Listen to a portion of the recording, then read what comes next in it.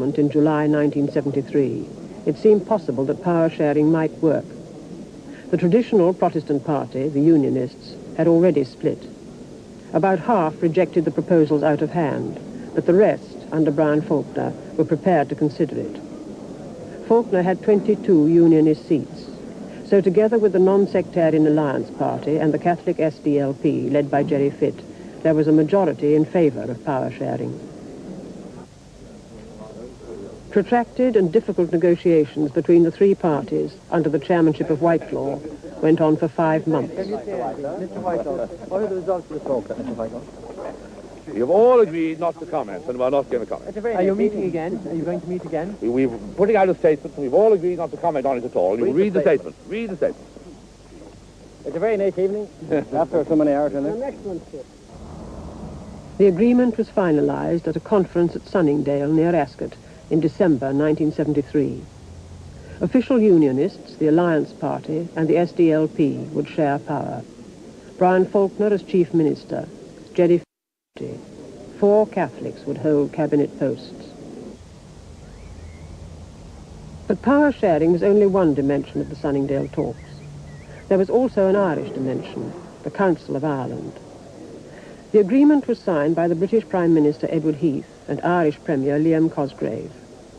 The Council of Ireland acknowledged the aspiration for a united Ireland without significantly advancing it. In all, it was a dexterous and clever solution. In a less heated climate than Northern Ireland, it might have survived.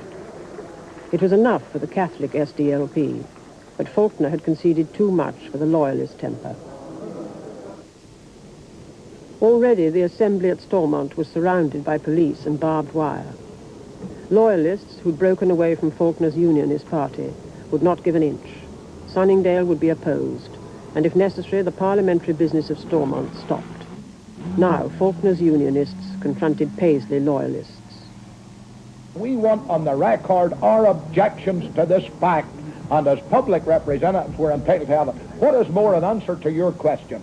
The Speaker cannot anticipate anything that happens. If I stood here and told the press I'm going to punch Mr. Faulkner in the nose, nothing can be done in the House until I get up and do it.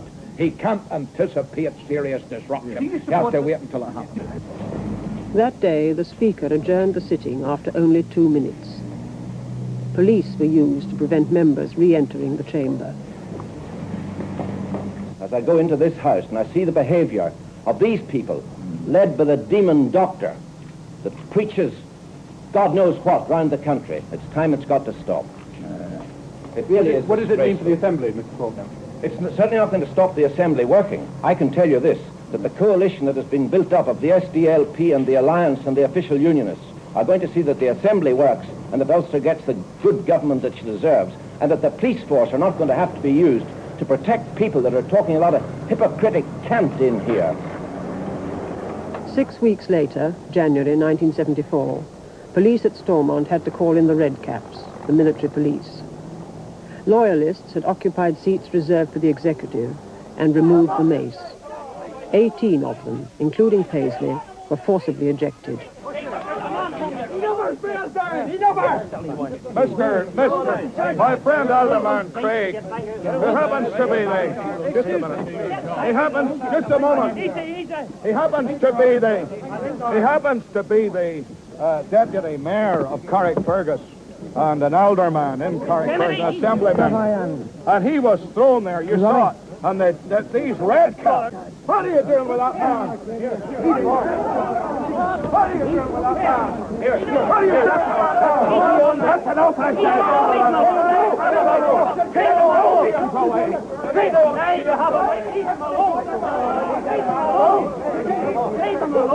Your people want this kind of scene. I'd like to tell you, sir, we acted completely and totally unconstitutionally. We saw the Speaker yesterday and gave him notice. And what did the Speaker say?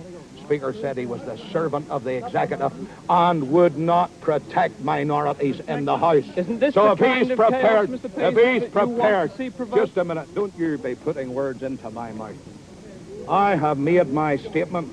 I have made my protest. I was totally in order. And let me tell you this.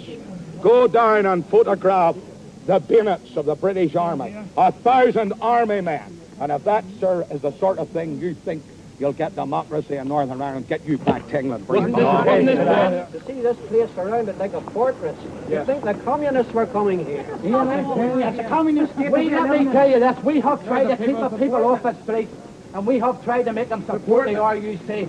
But when they see what has taken place in this house today, I can tell you this, that I never in my life will try and defend the RUC. Because there are no good, there's only puppets for Whitelaw and the rest of them Comanches and Westminster. We on public platforms have defended them over the country. Barney's inflammable. Burn the ladder! Burn Faulkner first! And then get set! There goes the Lundies. Burn them now! Faulkner's out first! Here goes Jerry. March 1974. Protestants demonstrate against Sunningdale at Stormont. At the general election, every MP but one returned to Westminster by Northern Ireland opposed Sunningdale. Protestants were adamant. What have the people of Ulster said? They have said, first of all, to Mr. Faulkner and his cronies, we want nothing to do with enforced power sharing in any undemocratic government in Stormont.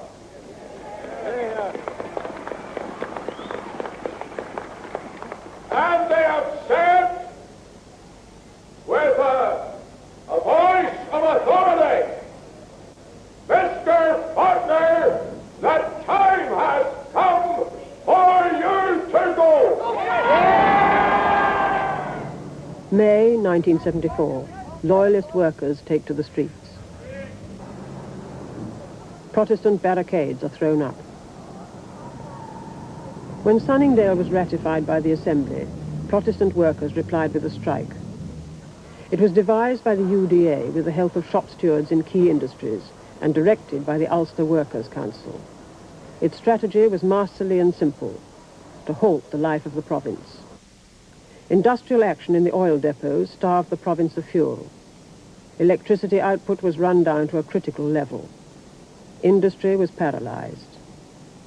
The workers were confronting Merlin Rees, Secretary of State for Northern Ireland in the new Labour government. I made it abundantly clear that I was not prepared to negotiate with political strikers, just as I'd made it clear that I was not prepared to be bombed to the table, to the conference table. I was not prepared to be struck to the conference table. Mr. Rees and the British government are going to have to come to grips with the task. They are going to have to, whether they accept it or not, they are going to have to accept the situation that the will of the Ulster people has got to be heard. Picketing was organized. The strike was virtually complete. The economic life of the province ground to a standstill. For 13 days, the government did little. The army stood by and watched as the UDA themselves organized essential services in the province. Then Rees, in an attempt to break the strike, sent the troops to commandeer the oil depots to ensure fuel supplies. The Ulster Workers' Council considered its position. That afternoon, as the British Army was seen to take over petrol stations, it announced that it was withdrawing those few Protestant workers still maintaining essential services. The army was to be left to run the province. Consequence of the government decision in using troops to subvert the stoppage, the council have agreed that bread and milk supplies will be the responsibility of the army, as and from midnight on Tuesday 27. On electricity supplies, by midnight tonight, Ballynunford Power Station will be closed.